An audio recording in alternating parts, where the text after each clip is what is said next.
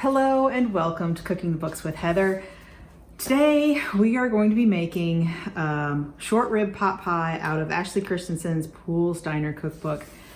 This recipe, I think, has a record number of other recipes that it refers to in the recipe itself. So besides making the crust, which is in this recipe, and the filling, there are pieces of the filling that are complete separate recipes in the book. Now, there are four recipes. The short ribs, the easy way, which we have already made, and I will refer to that below if you want to take a look.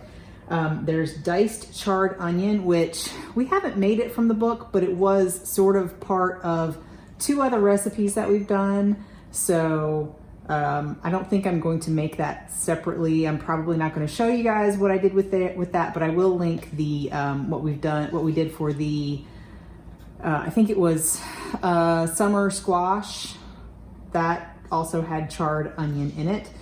So there's that, and then there is the rich beef stock, which I am currently making, still simmering away. It is like 8:30 at night and we've been making it since about noon. It takes, I don't know, it'll take something like 10 hours, and excuse my mixologist in the corner, out of frame.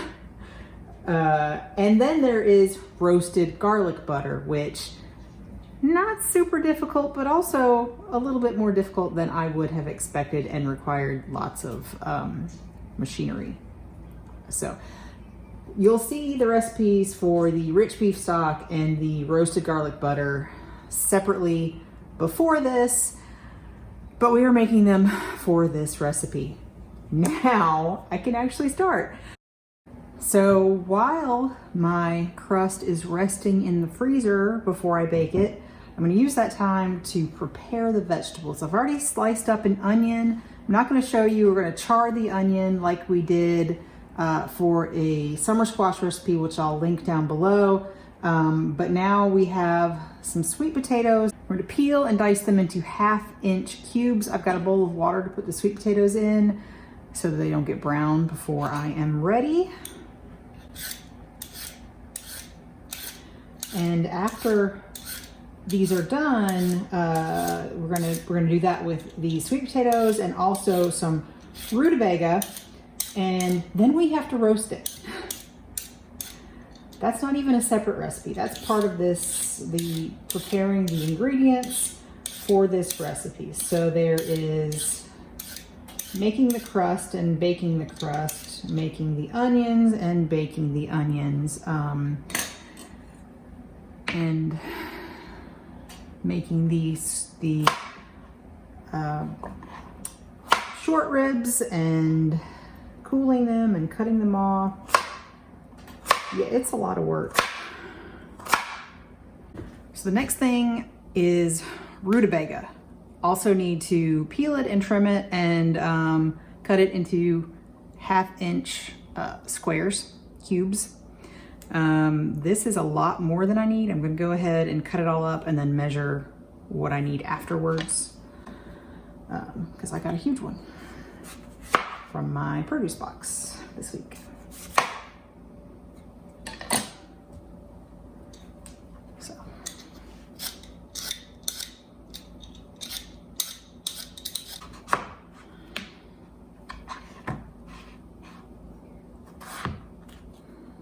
did they teach you? I don't remember. It seems like I've seen it or something. Because it's something you know that you can compare to the fish.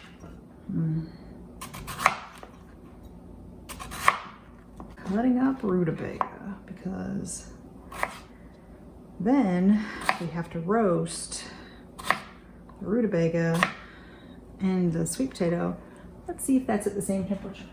No, it says a parchment lined baking sheet, so it doesn't say a different temperature. So that part, we're okay.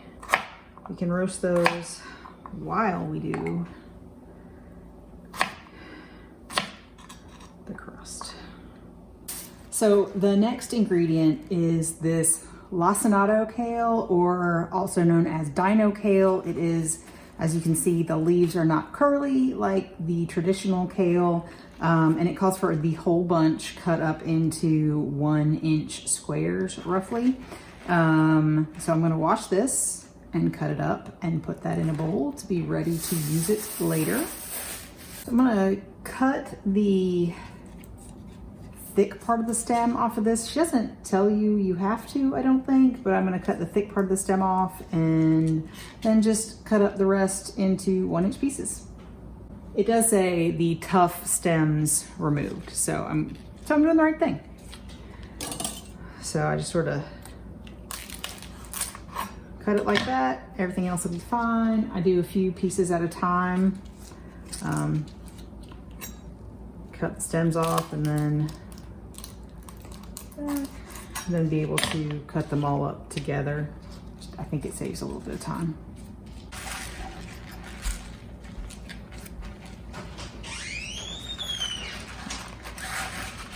So now I'm just gonna kind of roughly chop this into 1-inch pieces.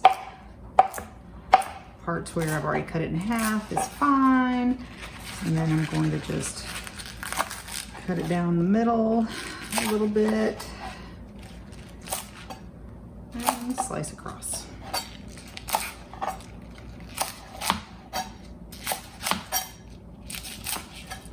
I've got a bowl to hold it all. My prep is pretty much entirely done. At least all of the vegetables are chopped. Everything else I think is at the stove, more or less. So we'll see you there. Our crust is almost done, and I can cook the crust and roast these vegetables at the same time, so that's what I'm gonna do. I'm just gonna add some olive oil. I know you guys can't see this here, but I'll show you what it looks like. But I've got my measured out vegetables in this bowl. I'm gonna add olive oil as instructed. And some salt.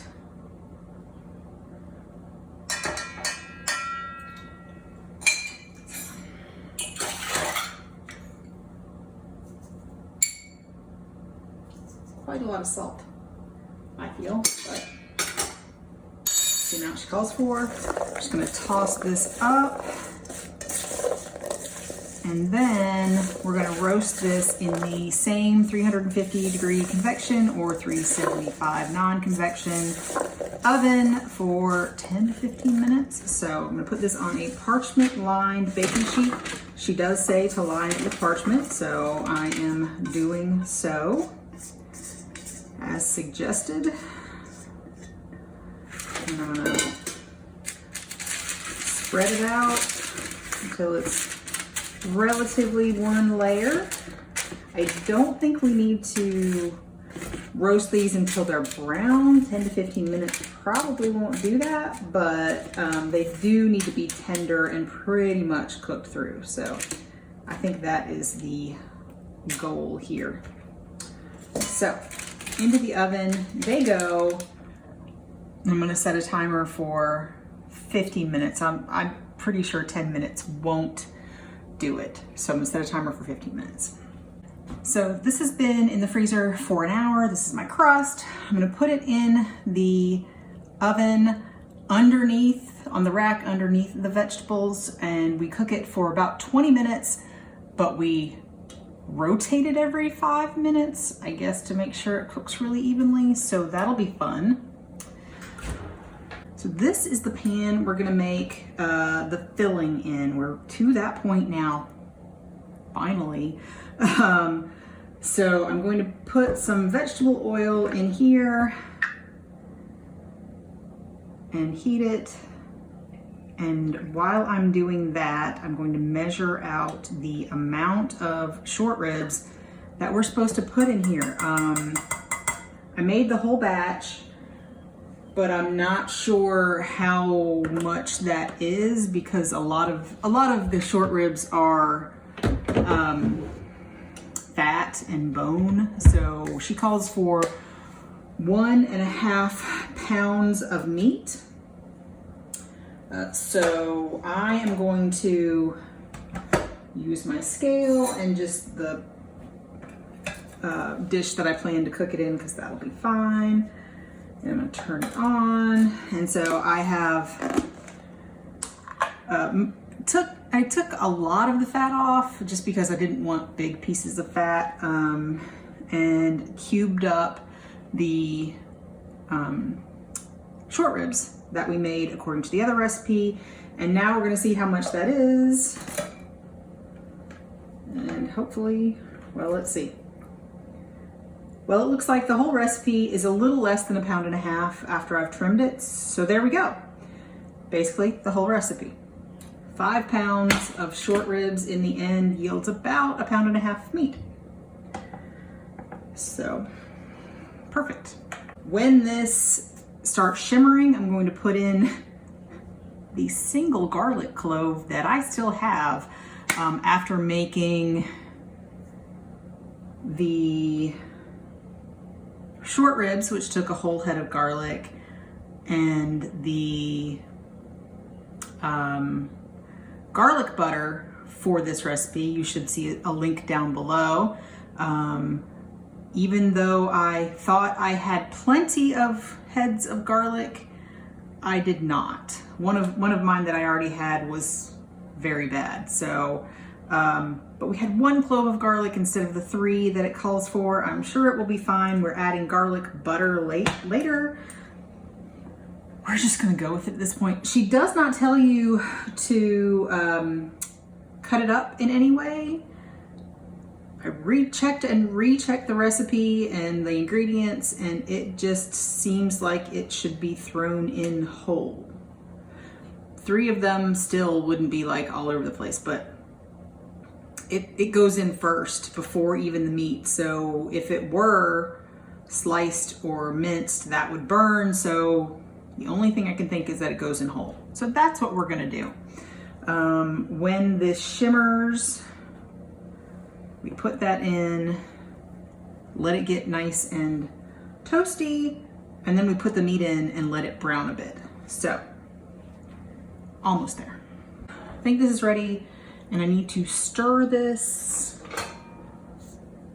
And, oh, before I do this, I'm gonna go ahead and rotate my crust. I think my pan is small enough that I can just rotate the pan and not have to worry about anything else.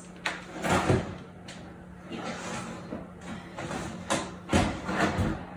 we go. Pan rotated. Another 5-minute timer, and I'm going to throw in my garlic clove, and it's doing little to nothing right now. But it's supposed to go for about 3 minutes, so there we go. It's starting to do a little bit of something. It's getting a little toasty, which I think is what's supposed to happen. Maybe I'm doing something right.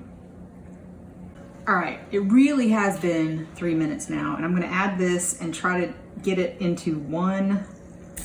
Oh, shoot. I'm supposed to add the butter first. So we'll just do that over here on the side. Whew. So we're supposed to add a little bit of butter and let that melt. And then we're trying to get the short ribs into a single layer in this pan, and then we cook them undisturbed to kind of let them crisp up and heat up, and yeah. So that is my goal now. A single layer, and we let it go for a few minutes. I'll check the time. Undisturbed, 2 minutes. The timer on my vegetables was done, but I just realized I was supposed to roast those at 375 convection or 400 non-convection, and I don't think they're quite done, so I'm just gonna let them go a little bit longer. It'll be fine. But it is time to stir. And they're stir my short ribs, and they're definitely getting a little bit caramelized, which is nice. See something happening as it's supposed to. And now we salt this lightly.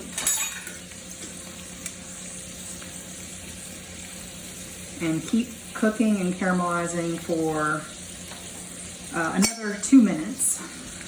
All right, rotating my crust one more time.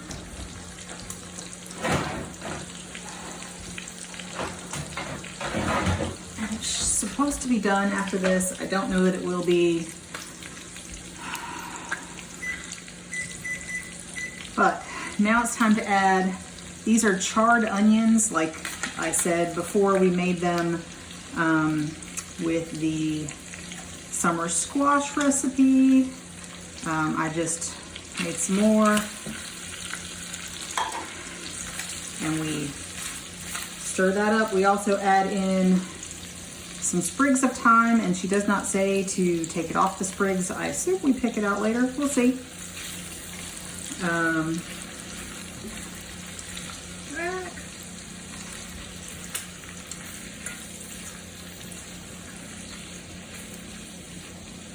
And now we're going to fold in the kale, probably a little bit at a time because I don't think it's all going to fit in here, and until it all wilts. And so that's sort of the next big step. It will seem like a lot. It will cook down. I think that this kale is slightly more tender than the curly kale and doesn't take quite as long to cook. So hopefully that's the case. But just keep stirring, let it wilt.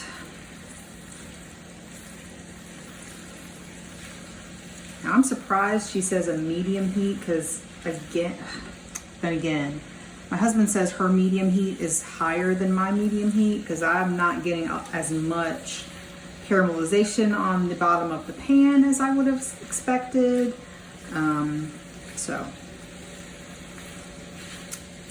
yeah, we'll see. It'll still all be cooked though, I'm sure, because after we cook it like this, then we cook it in the oven for a little while. So now she also says that you can bake this in a 9-inch pie plate, or suggests that you can. She does not tell you basically what kind of pot or pan or whatever to cook this pot pie in. Just says that, you know, cut your crust slightly smaller. Looking at this, it feels like it would not fit in a 9-inch pie pan even now. I could be wrong. But that's why I've chosen a slightly deeper dish here. Hopefully everything will fit in there. All right, I'm gonna put the last of the kale in. And it does all fit now. Let's see. My crust is supposed to be done. I'm not sure it is. I'm gonna check the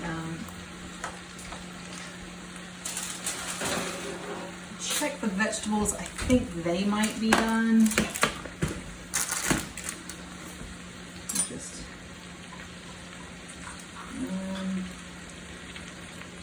They are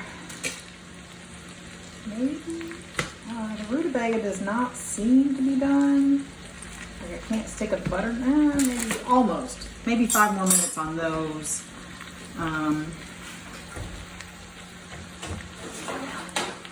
Oh, actually, no, I need another 5 minutes, don't I?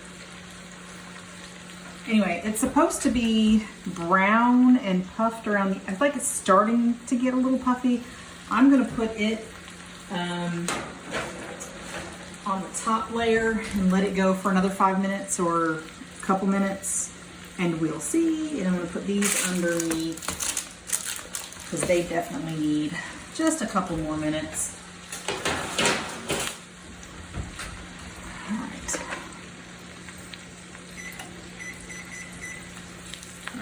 So now we're just making sure all of our kale is wilted.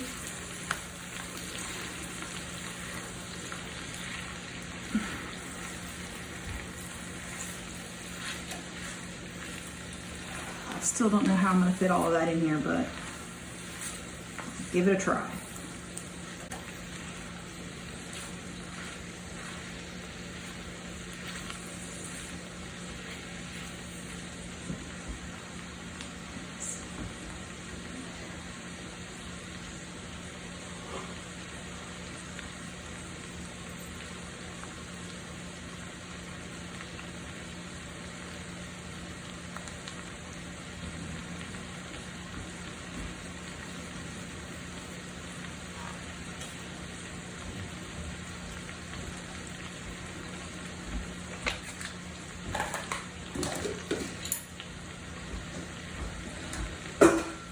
This is a mess heavy recipe. That's what I'm here for.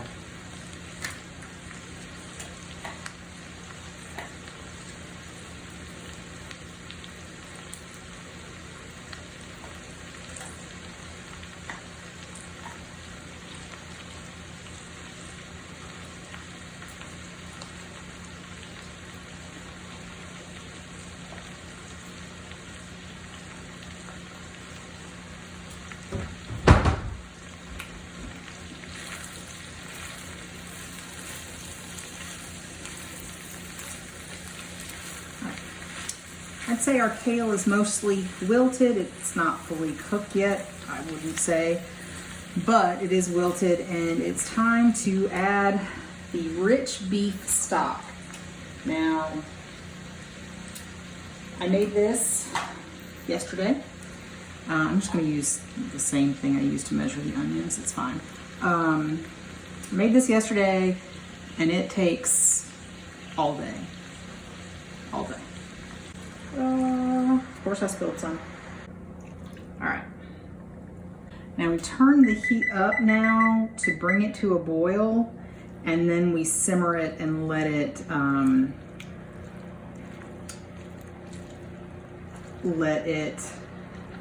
thicken a little bit for a while.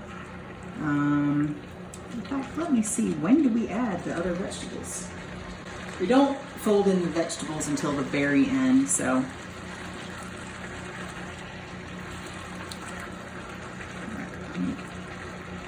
I think we got a pretty good boil going, at least in the middle. I'm gonna reduce the heat now and let it simmer for a bit. And I'm gonna check my crust. Crust is supposed to be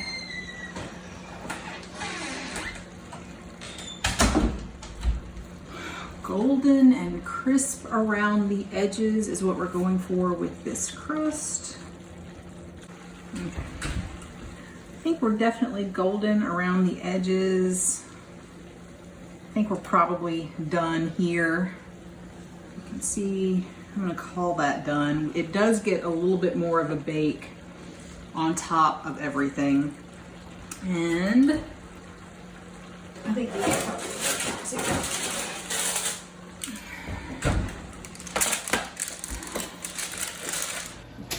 yes, I could get my knife, my butter knife here through at least one of these.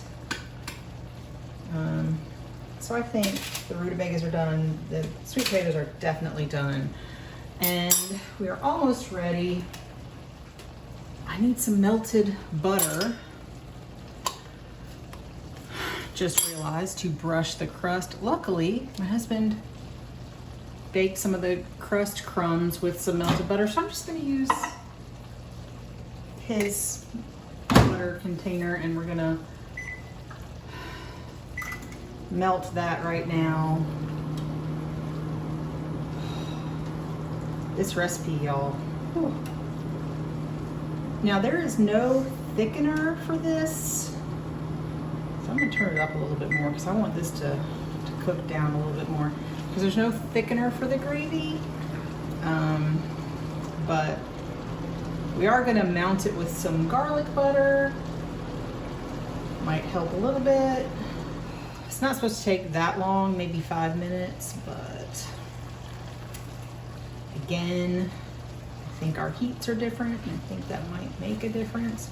Plus, I'm not sure what I'm going for here, to tell the truth. I'm gonna turn it back down a little bit, and we're going to swirl in. This is roasted garlic butter. It is not salted at all. It is another recipe that you will find linked down below. I've added maybe a tiny bit more than it calls for, just because I didn't have all of the cloves of garlic that I was supposed to have. So we're just supposed to swirl this in until it's all melty, and it'll make the sauce a little bit saucier, a little bit thicker. There we go. And now I think I turn this off and I fold in these vegetables, which I'm just going to use the paper to transfer them because I can. Hopefully I'll go in there.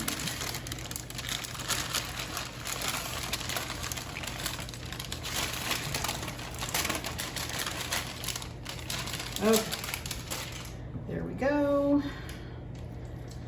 Fold these vegetables in. There's beautiful colors against the darker colors of the meat and the greens. The help suggested I taste this for salt content, which is actually not a bad idea, honestly. A lot of this was unsalted, like the stock is completely unsalted, and the greens were unsalted, the garlic butter was unsalted. Butter is unsalted. It's actually pretty good salt level. So I'm gonna call it good.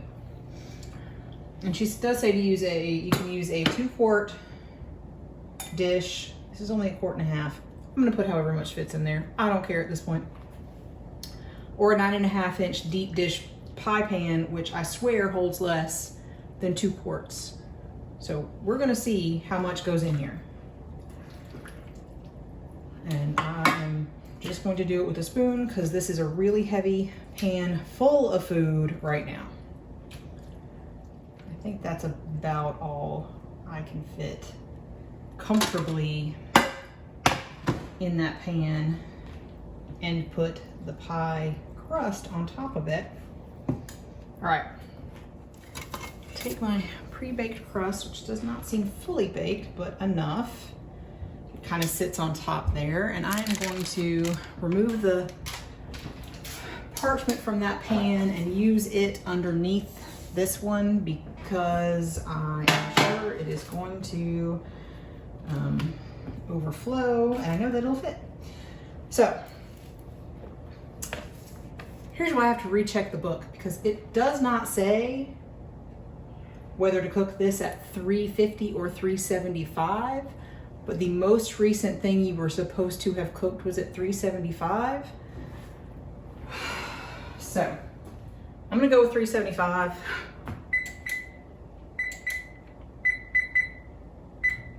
But I'm gonna put it in now, even though it's not quite there yet. And we're gonna bake it for... Pan's not hot. Huh? Pan's not hot. Yes, it is. It's fine.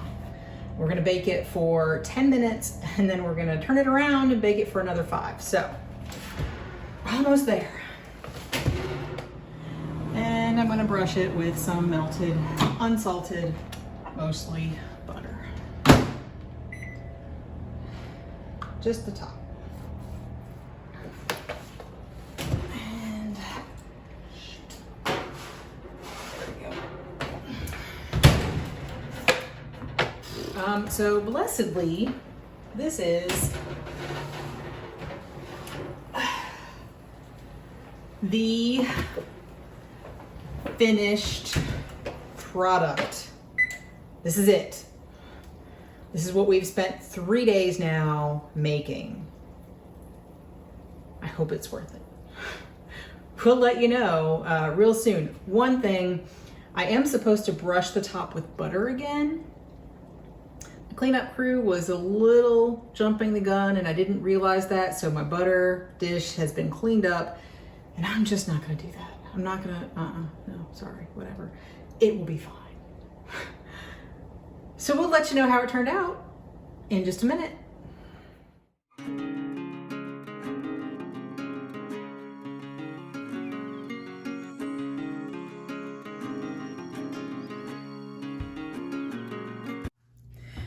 On this episode of Cooking the Books with Heather, you watched me make Poole's Diner short rib pot pie. This was probably the most complicated recipe that we've made for this channel. It required, I think it was 3 sub recipes, plus there was the crust recipe and the filling recipe in this recipe, in the book. So yeah, it was very time consuming. So partially because of the sub recipes, because stock just takes a long time to simmer. The garlic butter took, not too long, but it was kind of a process because she uses it to finish the sauce to get it really smooth. That was a bit of a process. The crust in her crust recipes are always a lot of do this and freeze it, do this and freeze it and all that. So it was very complicated. Didn't require too much specialized equipment, but sort of some judgment and some, a lot of time. It was a lot of time. And we thought it was slightly disappointing for as much time as we put into it. I mean, the stock was good. Everything was good, but it was not sort of blow your socks off good. And maybe that was my fault. Maybe, if I didn't salt it quite enough or whatever, but we thought it was just not as good as we were expecting for all of the work. So, and I will say that we had scraps left of the crust that before we actually baked it for the pot pie, we baked up the scraps with a little cinnamon and sugar, which I do a lot of times with leftover pie crust. Those puffed up really nicely and were really good. And I expected the crust on top to puff, but they didn't. And I don't know if that's because we baked it from frozen and so it didn't have a chance to puff as much. As per the recipe, we baked it from frozen. But the other stuff, we just took them, re-rolled them, cut them up, and baked them immediately. And those puffed up and were really nice and were really tasty. So I was a little disappointed with the crust on the pot pie, even though the crust recipe was really good and very puffy.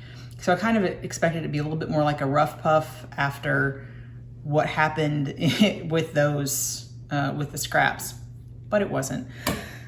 So, little disappointing, took a long time. We definitely have used some of the ingredients for other things and been perfectly happy with those, the stock and the garlic butter. But for this, we won't be making it again. If you enjoyed watching me make this, please give me a thumbs up and hit the subscribe button to come back and watch me cook something else next week.